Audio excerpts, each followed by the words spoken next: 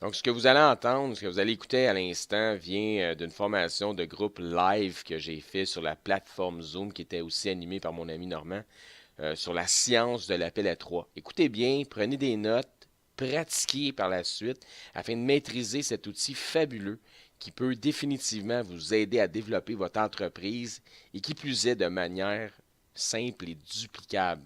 Bonne écoute. Ce soir, tel que promis, les amis, je demandais à Eric va faire la science de l'appel à trois, chose qui est bien importante pour l'appel à trois. L'outil primordial, téléphone, conférence à trois. Fait que c'est rien de compliqué, mais c'est un outil qui est indispensable pour pouvoir faire ce que Eric va vous expliquer ce soir. Vas-y, Eric, c'est à toi. Bon, parfait. Je vais partager mon écran. Vas-y. Donc, allons-y. Voilà. Donc, la science de l'appel à trois. Je vous explique. L'appel à trois va devenir un outil indispensable pour bâtir votre commerce de la bonne façon. Et quand on parle d'une science, c'est vraiment ce que c'est. C'est vraiment, il y a une science en arrière de ça. C'est un outil incroyable qu'on néglige ou qu'on a négligé trop longtemps, mais il va falloir vraiment, il n'est jamais trop tard pour bien faire, il va falloir vraiment se rattraper là-dessus. Donc, première des choses, pourquoi? Pourquoi est-ce que c'est important d'utiliser l'outil de l'appel à trois? Premièrement, parce que vous avez déjà entendu que nul n'est prophète en son pays. Si c'est déjà arrivé, tu veux joindre quelqu'un, puis il dit, tu sais, quand tu feras de l'argent, tu viendras me revoir, puis là, peut-être m'en rentrer dans ta patente. Fait que nul n'est prophète dans son pays. Fait que c'est un petit peu pour ça que ça prend l'appel à trois. Vous allez voir, je vais expliquer ça à travers la présentation. Donc, ça va aider à l'expansion de votre entreprise. Ça va créer de la duplication. Ça, c'est super important. Plus que votre entreprise, il y a un système de duplication, plus qu'elle est simple, plus qu'elle est simple à développer pour tout le monde. Et ça rend le développement, donc, un peu la suite des idées, ça rend le développement plus simple. Puis ça va mettre aussi votre prospect en confiance, que lui aussi est capable de faire cette entreprise-là. Ça, c'est une des grandes questions que votre prospect se pose. Est-ce que moi, je suis capable de le faire? Et l'appel à trois va le mettre définitivement en confiance. Donc, ne soyez pas un expert. Donc, si vous avez un prospect, puis c'est vous l'expert, pour votre prospect, ça devient compliqué parce qu'il va se dire, hey, faut-tu que je sois bon de même, moi aussi? Faut-tu que je sache tout, moi aussi? Tu sais, fait qu'essayez pas de downloader votre cerveau sur votre prospect. C'est la pire affaire que vous pouvez faire, montrer que vous savez tout, connaissez sorti, puis ça, tata. C'est un peu pour ça que moi, je fais des vidéos. Puis, tu sais, exemple, l'histoire de la monnaie qu'on a vue dernièrement. J'explique pas ça à quelqu'un quand j'étais dans un one-on-one. Je dis, regarde, on va faire juste un survol, puis après ça, tu iras voir une vidéo. Donc, j'essaie pas de me downloader le cerveau dessus. Donc, quand c'est toi l'expert, c'est compliqué puis c'est pas duplicable parce que c'est pas tout le monde qui, ton prospect ne veut pas devenir un expert nécessairement. Puis deux, c'est pas tout le monde qui a la possibilité ou les capacités de devenir un expert à court, moyen, long terme. Par contre, si ton upline, c'est un expert, là, ça devient simple et ça devient duplicable. Puis retenez ça, quand c'est duplicable, c'est simple. Donc, la duplication, ça amène la simplicité dans votre entreprise parce que ça dit tout le monde peut le faire. C'est ça qui est très, très important. Donc, votre entreprise doit dépendre d'un système et donc d'un individu. Ce qui veut dire que si votre entreprise, ils disent en anglais, being system dependent, not people dependent, donc dépendre d'un système. Ça veut dire que, exemple, Normand, que je respecte beaucoup, si Normand n'est pas là demain, j'espère que mon entreprise va, ou parce qu'il doit prendre un break, parce qu'on ne sait pas ce que la vie nous réserve, Anthony, peu importe, moi, votre business, il faut qu'elle roule pareil. Donc, s'il y a un système de mis en place, bien, l'engrenage fait en sorte que en prenant le roulement du système, bien, ça continue à grossir pareil. Puis c'est ça que vous voulez. Vous voulez une business qui est capable de grossir avec ou sans vous. Parce qu'il y a une différence entre un leader, d'avoir du leadership, puis ça, c'est d'avoir ça prend juste des gens qui vous suivent pour être un leader, et faire de la gestion. Puis ça, on veut faire le moins de gestion possible, mais maximiser notre leadership au plus haut niveau possible. Je ne sais pas si ça fait du sens pour vous autres. Donc, en résumé, même si vous pouvez répondre à toutes les questions de votre prospect, ne le faites pas. Laissez le système faire le travail. Donc, il y a une différence entre travailler bien fort ou travailler intelligemment. Donc, travailler intelligemment. C'est un peu comme si je prends un tournevis pour une petite. On a tous dévissé une vis là, avec à tête plate. Là. Bien, tu peux essayer avec l'ongle de ton pouce. Là. Ça se peut que tu te casses l'ongle, puis ça se peut que tu aies bien de la misère. Mais si tu as un tournevis, laisse l'outil faire le travail. C'est la même chose ici. Donc, on va parler ici du triangle du succès. Vous voyez, il y a trois types de marchés quand on développe notre entreprise. Le marché chaud, le marché tiède ou le marché froid qui représente notre cercle d'influence à nous. Ça veut dire que c'est soit les gens qu'on est capable d'influencer ou soit les gens qui ont de l'influence sur nous autres, mais c'est les gens qu'on connaît dans le fond, marché chaud, marché tiède, c'est des gens qu'on connaît. Marché chaud, c'est des amis proches de la famille. Marché tiède, c'est des connaissances. Et marché froid, mais c'est des gens que vous ne connaissez pas encore. Ça, j'ai déjà toute une présentation qui a déjà été faite ou une formation qui a été faite sur comment faire des contacts, ces choses-là. Où je vais en venir maintenant, c'est comment vous pouvez faire en sorte de créer de la duplication avec les deux premiers types de marché, soit chaud, tiède et éventuellement le marché froid quand vous allez développer. Comment est-ce que quelqu'un de 21 ans qui est au collège ou qui est au cégep, peu importe, peut parrainer quelqu'un de 60 ans quand il n'a pas la crédibilité pour le faire? Ben, c'est là que l'appel conférence à 3 va faire la grosse différence. Donc, vous avez des connaissances, vous avez un prospect, puis votre prospect, il a confiance en vous. Tu sais, dans votre marché chaud, dans votre marché tiède, c'est peut-être quelqu'un qui vous passerait son automobile, qui vous prêterait de l'argent, tu sais, qui garderait tes enfants, qui viendrait chez vous pour un barbecue, que ce soit manger des hot dogs ou faire un michoui, ça ne dérange pas, tu l'invites, c'est sûr qu'il est là. Par contre, quand on parle d'entreprise, parce qu'il vous connaît tellement, comme nul n'est prophète en son pays, il ne respecte pas votre connaissance nécessairement sur le développement d'une entreprise prospère. Parce qu'il connaît, peut-être parce qu'il vous connaît trop, comme je viens de dire.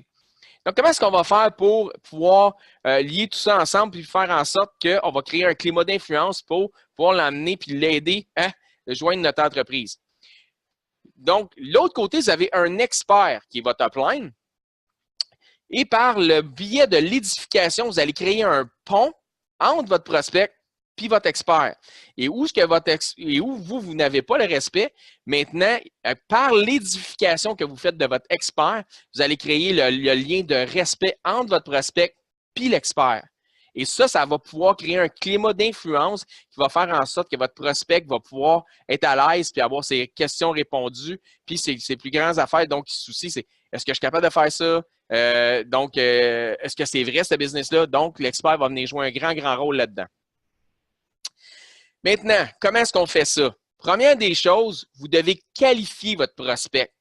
Et ensuite, la deuxième chose à faire, c'est d'introduire votre upline ou votre expert à votre prospect. Qu'est-ce que c'est que qualifier un prospect? Ne faites pas perdre de temps à votre expert ou à votre upline. Qualifiez votre prospect. Deux choses bien importantes pour que quelqu'un soit qualifié. Seulement 2 points. Première des choses, il doit avoir été exposé à une présentation. Donc, soit une vidéo, un Zoom, un webinar, peu importe, il est venu dans une salle, comme les cafés jazz, il doit avoir été exposé à une présentation. La deuxième chose, il ne doit pas être quelqu'un de négatif. Vous voyez l'image du serpent? Ce que je veux dire, c'est qu'il ne faut pas qu'il vienne vomir ou jeter du venin sur votre upline. Faites pas perdre de temps à votre expert. Tu sais, si quelqu'un, là, tu lui montres ça, puis tu dis, c'est des charlatans, puis tu vas te faire avoir, puis puis ce monde-là, puis c'est des pyramides, puis c'est tout des bip, bap, boop. Il ne qualifie pas. Ça s'arrête là. Quand je pense que tu ne qualifies pas pour faire ce qu'on fait, ça va être correct. Donc, dites-vous une chose qui est bien importante. Ce n'est pas parce qu'il y a quelqu'un qui est vivant dans votre cercle d'entourage qu'il faut absolument que vous le pluguez sur votre upline. Il doit qualifier pour pouvoir faire partie de l'appel à 3. Donc, ce n'est pas tout le monde qui qualifie pour un appel à 3. N'oubliez pas, vous n'êtes pas en train d'essayer de vendre quelque chose. Vous êtes en train de trier les bonnes personnes. Donc, introduisez votre upline, votre expert. Comment est-ce qu'on fait ça? Jamais sans rendez-vous. Ça veut dire que tu n'arrives pas là, puis tu appelles ton upline. Hey, j'ai besoin de te faire un appel à 3. Là, le gars est déjà sur la ligne. Faites jamais ça. Donc, soit déjà, vous avez texté votre upline, vous avez appelé votre upline, vous dites, hey, regarde, je m'en vais faire une présentation 1 à 1, peu importe, avec quelqu'un. J'ai quelqu'un qui est chez nous pour voir une présentation. Si je t'appelle dans une heure, peu importe, serais-tu disponible pour faire un appel à 3? Ou tu le textes, es-tu disponible pour faire un appel à 3? Donc, prenez le temps d'informer votre upline que vous voulez faire un appel à 3. La dernière chose que vous voulez faire, c'est déranger votre upline pendant qu'il est en train de dépecer un poulet parce que lui aussi, il a une vie, là, tu sais. Puis vous poussez un prospect dans la gorge pour faire un appel à 3, puis il ne sait même pas c'est qui la personne, il n'a aucune idée là, de votre lien avec. On continue. Donc, c'est important aussi que peut-être le prospect sache déjà que vous avez peut-être glissé un petit mot à votre upline concernant le fait que vous avez une rencontre avec. Tu sais, dire, hey, écoute, j'ai quelqu'un, j'ai un expert avec qui je travaille, j'ai déjà dit que je venais te voir, puis quand j'ai parlé de toi, il me dit qu'il était vraiment intéressé à te jaser, si tu avais de l'intérêt. Donc, Ne jamais dépasser 48 heures. Battez le fer pendant qu'il est chaud. Si votre prospect a été introduit à une présentation, ne dépassez pas 48 heures. OK? Parce qu'à un moment donné, là, il ne pense plus. Il n'a plus ses questions, il n'est plus là, il n'est plus dans le beat. 48 heures, c'est même loin. Si c'est en dedans d'une heure, si c'est 10 minutes après que ce soit fini, parce que vous avez déjà averti votre upline que vous étiez pour faire un appel à 3, c'est génial. Si vous terminez votre rencontre, vous dites, écoute, j'essaie de rejoindre mon expert. Si je suis capable, je te rappelle d'ici 1 heure.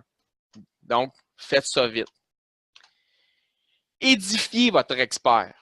Ça, c'est très, très important. On va y revenir. On va développer là-dessus. C'est une des choses les plus importantes. Comme j'ai dit, c'est ce qui va créer le pont de respect entre votre prospect et votre expert. Parce que qu'est-ce qui se passe si vous édifiez votre expert, là, votre prospect va dire « Ah, ça, c'est un monsieur ou une madame, c'est quelqu'un qui a réussi dans ce business-là. Cette personne-là sait de quoi qu'elle parle. » Donc, parce que justement, peut-être parce que le fait qu'elle ne connaît pas, mais il fait confiance à votre édification, ça va créer le pont, le lien de respect.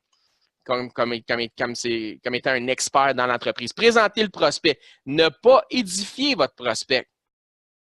Vous allez voir qu'est-ce que ça veut dire édifier. Très, très important de comprendre ce principe-là. Vous présentez votre prospect à votre expert, vous ne l'édifiez pas, mais vous édifiez votre expert devant votre prospect. Très, très, très important. Qualifiez votre prospect, puis introduisez votre upline. Comment est-ce que vous introduisez votre upline, votre expert? 7 points. Pas obligé d'utiliser les 7, pas obligé de les utiliser dans l'ordre, mais il y en a quelques-uns là-dedans qui sont plus primordiaux que d'autres. Puis, faites pas comme si vous étiez en train de lire. Il faut vous mettre ça à votre sauce, à votre personnalité. Exemple, vous rencontrez Jean, écoute, regarde, content que tu aies vu ça, super que tu aies de l'intérêt, mais vraiment, je travaille avec quelqu'un, c'est un expert dans l'entreprise, il a un énorme succès, vous voyez, je suis déjà rendu au point 2, il m'aide beaucoup dans ce que je fais, il possède vraiment 100% de l'information, fait qu'il est vraiment qualifié pour répondre à tes questions. Puis, si on est chanceux, là, il va nous donner du temps entre 2 meetings, fait qu'on va être vraiment privilégié. Puis, sais-tu quoi, en plus, tu vois, il est vraiment le fun de jaser avec, c'est une personne super sympathique. C'est un expert dans l'entreprise, point 1. Point 2, il y a un énorme succès. Point 3, il m'aide beaucoup. Point 4, il y a 100% de l'information. 5e point, il est vraiment qualifié pour répondre à tes questions. Et 6e point, il est en 2 meetings, on va vraiment être privilégié. 7e point, il est vraiment sympathique et le fun à jaser avec. Pourquoi ces points-là? Comme je dis, ce n'est pas nécessaire d'utiliser les 7, comme que je viens de faire. Je les ai tous rentrés un après l'autre, bang, bang, bang, bang, j'ai défoulé ça. Par contre, il y en a là-dedans qui sont plus le fun à utiliser que d'autres. C'est un expert dans l'entreprise.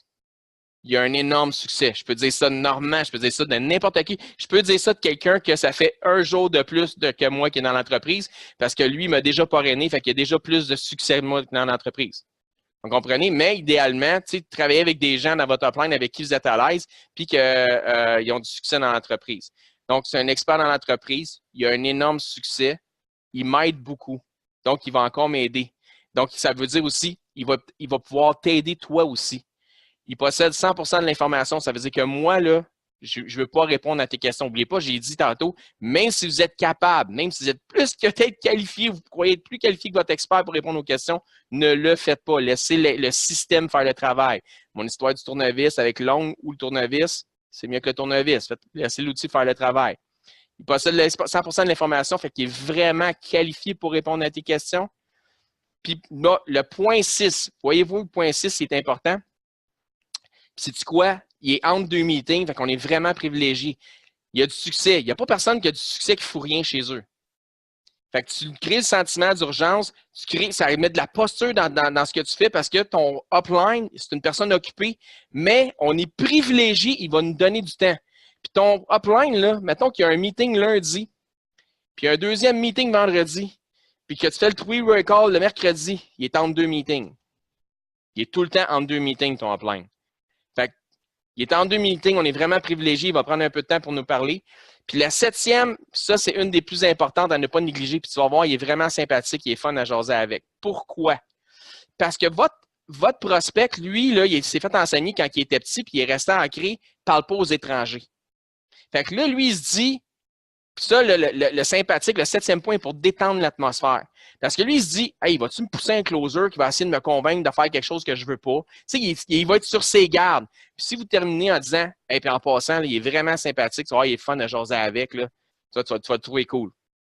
Ça vient de détendre l'atmosphère. Tu vas dire, OK, c'est un gars cool, OK, c'est pas un gars qui est là pour mettre de la pression. Tu sais. Comprenez? Fait que ça, c'est un point qui est honnêtement, c'est un des points les plus importants, c'est le 7e point pour redétendre l'atmosphère, pour pas que votre prospect ait le sentiment que vraiment il est en train de se faire embarquer dans une patente. OK? On continue.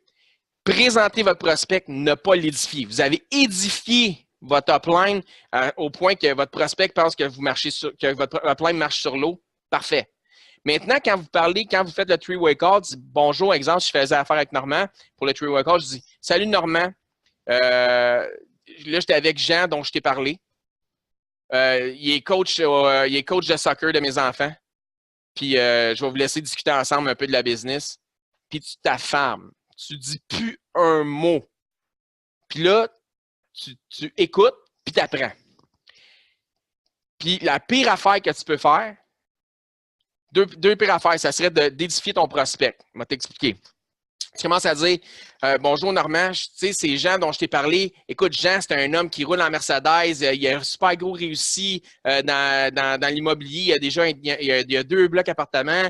Écoute, il est super impliqué au niveau de la ville parce qu'il est coach au soccer. Puis, écoute, il a un diplôme, il a un bac, puis un deck, puis un ci, puis un ça. Puis, peu importe. Tu sais, la grosse famille d'avocats, ben, c'est son frère. Là, lui, ton prospect, lui, il pense qu'il est plus haut que ton upline. Là, il pense qu'il est quelqu'un. Là, il pense que ton upline n'est rien. Fait que tu viens de démolir la zone de puissance qu'avait ton upline en édifiant ton prospect. Fait que par contre, si tu édifies ton prospect, ton upline il est là, puis il écoute, puis il reçoit, puis écoute, marche sur l'eau, ce gars-là. Puis quand tu es là, puis tout ce que tu fais pour faire le lien, tu présentes ton prospect qui dit oh, OK, j'ai affaire à un monsieur, j'ai affaire à une madame. Là. Puis une des bonnes façons de savoir si on a été bien édifié, c'est quand on prend le téléphone, puis l'autre, la personne, le prospect qui t'appelle monsieur ou madame, là, dépendamment de ton genre, mais tu sais que là, tu as été bien édifié. OK? Si tu ne te tutoies pas, puis si tu vous vois. OK? Fait que tu sais qui fait le meilleur job d'édification. Fait que là, tu dis, notre lien, c'est ça, comme je t'ai dit, puis tu te tais, tu ne dis pas un mot. L'autre affaire, la deuxième pire affaire que tu peux faire, c'est essayer d'embarquer par-dessus ton upline puis couper la parole parce que toi, tu as des affaires plus intelligentes ou tu as plus de connaissances, tu as des affaires. Tu commences à parler du ouais, mais c'est normal, il a oublié de te dire, il a oublié de te parler du plan de compensation parce que le plan de compensation, il y a ça. Là, ce que tu fais, c'est que toi, tu montres que tu en sais plus que ton upline, fait que encore là, tu viens de démolir qu'est-ce que tu voulais faire en laissant l'outil travailler. Fait que ton expert n'est plus vraiment un expert, c'est encore toi l'expert, puis tu es plus expert que ton expert. Tais-toi. Dis plus un mot. Laisse l'outil faire le travail. Laisse l'expert jaser avec ton prospect. Donc, l'édification offre une position avantageuse dans ton upline. C'est une position d'influence. À travers l'édification, tu crées le respect. Puis à travers le respect, tu crées la zone d'influence qui est la position avantageuse de ton upline. Donc, c'est important de la bâtir. On parle par édification. Édification veut dire bâtir. C'est important de faire attention de ne pas la détruire. C'est ce que je disais tantôt. Tu te tais et tu ne fais que présenter ton prospect et tu as édifié ton upline. J'espère que ça fait du sens à date pour vous autres. Bon, maintenant, la partie de l'expert. Tous les leaders dans l'entreprise, qu'est-ce que vous devez faire? C'est quoi votre tâche à travers l'appel à 3? Première des choses, la première minute, première 30 secondes, première minute, vous allez parler de légèrement votre bagage, votre histoire, puis pourquoi vous êtes dans l'entreprise. OK? Ça, c'est dans la première minute rapidement. Deuxième chose, vous allez demander, l'expert va demander à votre prospect, qu'est-ce que tu as aimé le plus de la présentation? Fait qu'il est qualifié, il y avait une présentation. Qu'est-ce que tu as aimé le plus de la présentation? Voyez-vous, s'il n'avait pas été qualifié et qu'il n'y a pas eu de présentation, il pose la question, mais il va dire, je n'ai pas eu de présentation.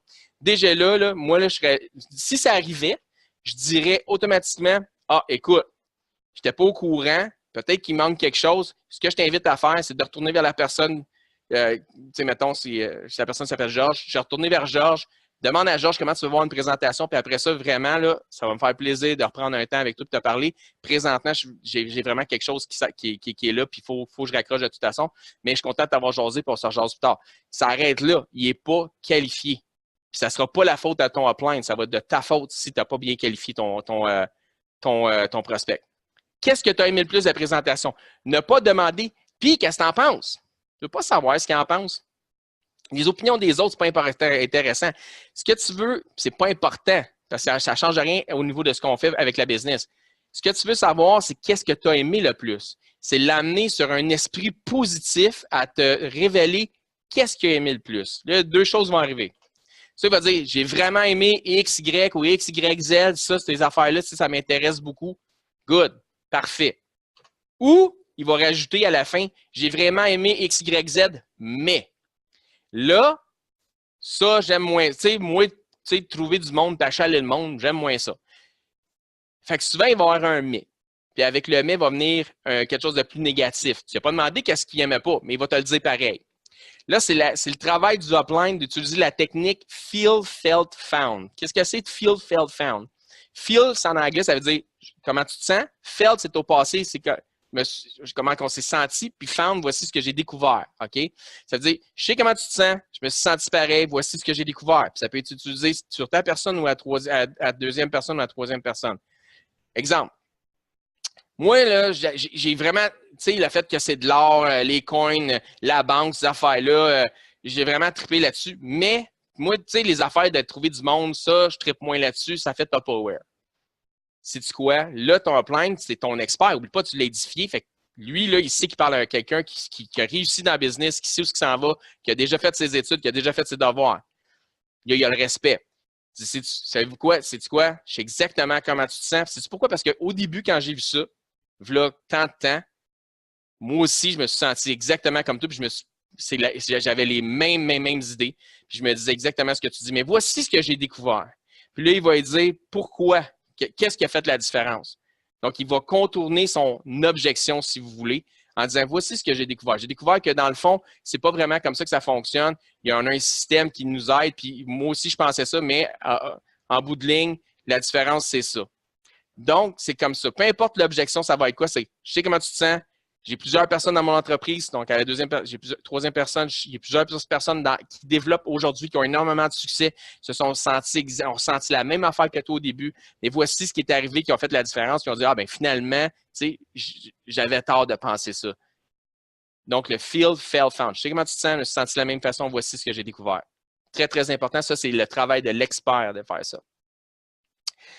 Troisième chose, là, quand il vient de te sortir de quoi de négatif, tu vas ramener la posture, l'expert va ramener de la posture dans l'entreprise comme s'il passait une entrevue. N'oubliez pas, tout le temps dans la tête de votre prospect, il est avec un expert. Il va dire, ah, en passant, est-ce que tu te considères comme une personne fonceuse ou des synonymes, entreprenante, axée ses résultats, automotivée? Donc, tu sais, pas obligé d'utiliser les trois ou les quatre, là.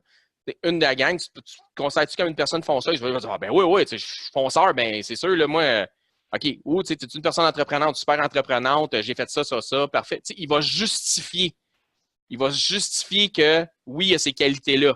C'est comme si, parce que c'est toujours la personne qui pose des questions, qui contrôle. C'est comme dans une entrevue pour une job.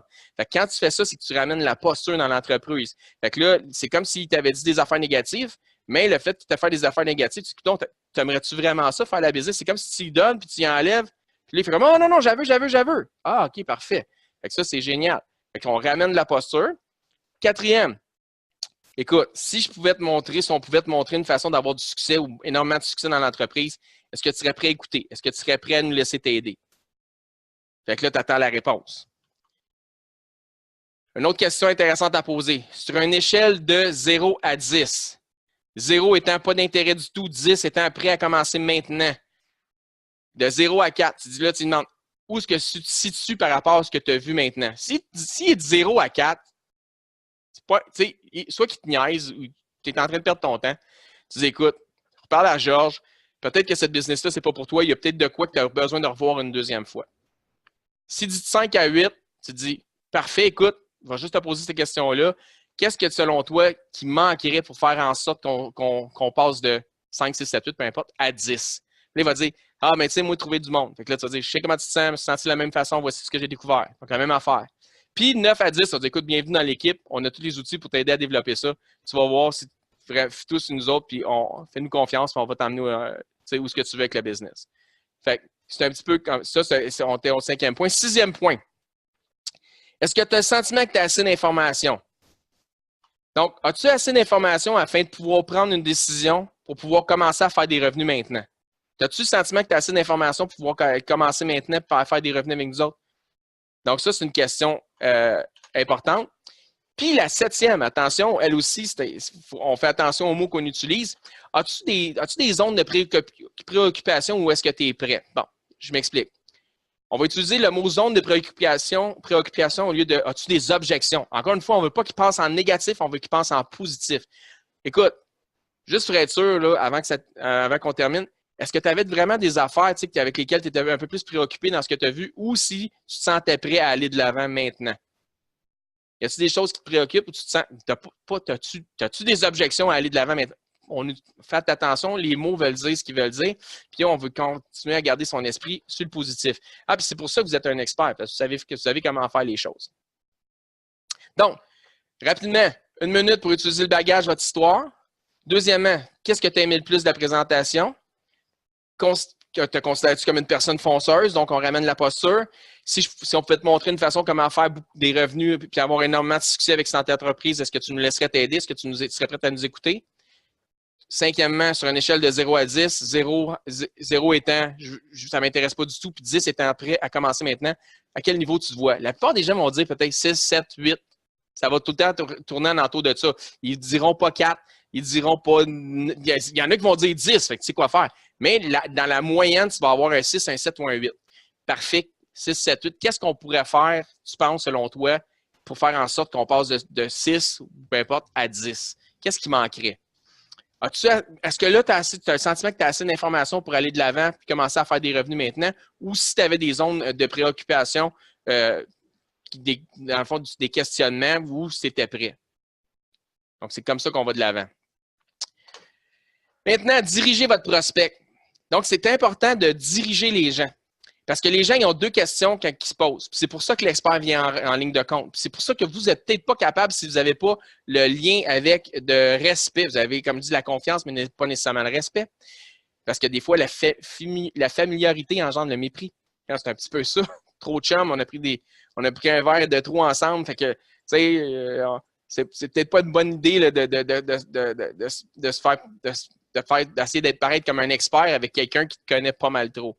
Donc, il veut savoir 2 choses. Il veut savoir, c'est-tu vrai, ce business-là? Ça, c'est la première des choses. Puis la deuxième chose qu'il veut savoir, est-ce que moi aussi, je peux réussir? Fait qu'en les dirigeant avec les questions, en les dirigeant vers l'expert, il va dire, attends une minute, OK, lui, il a réussi. Fait que c'est vrai. Est-ce que moi, je peux réussir? Oui, je peux réussir parce que cette personne-là me dit, si tu es prêt à faire des revenus, si on peut te montrer comment, es-tu prêt à nous écouter? Es-tu prêt à nous laisser t'aider? Fait que ça va le mettre, voyez-vous comment ça peut le mettre en confiance? C'est ce qu'on avait vu. Donc, vous, votre prospect, vous avez une confiance et vous créez un sentiment, un climat pour faire en sorte de l'aider à joindre votre business. Maintenant, votre prospect va terminer avec quelque chose, c'est de la promotion. C'est quoi ça?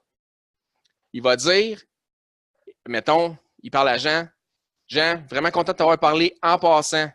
Je vais te laisser savoir, puis je ne sais pas si, exemple, je ne sais pas si Normand te l'a dit, je vais donner un exemple. Je ne sais pas si Normand t'en a parlé, mais je vais être à tel endroit, telle date, viens me rencontrer. Ou on va avoir on a le site Facebook des affiliés, aussitôt que tu t'enregistres, enregistre-toi sur le site. Ou on va avoir un webinar mardi prochain, on parle de telle affaire, j'aimerais ça voir que tu es là, ça serait vraiment, vraiment plaisant. Ou, sais-tu quoi, il faudrait qu'on...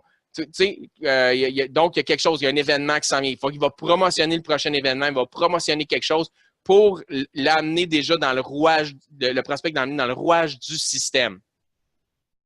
Maintenant, un appel à 3. Très, très bon ce que Normand nous a dit. Ça se fait super facile avec un cellulaire, OK? Juste à découvrir comment vous pouvez le faire. Oui, avec le téléphone maison.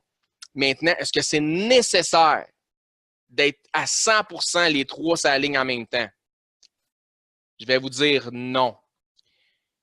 Est-ce que c'est bien? Oui, parce que vous allez apprendre, parce que vous allez écouter, vous allez entendre. Mais est-ce que c'est absolument nécessaire? Non, ça réussit très bien aussi lorsque vous parlez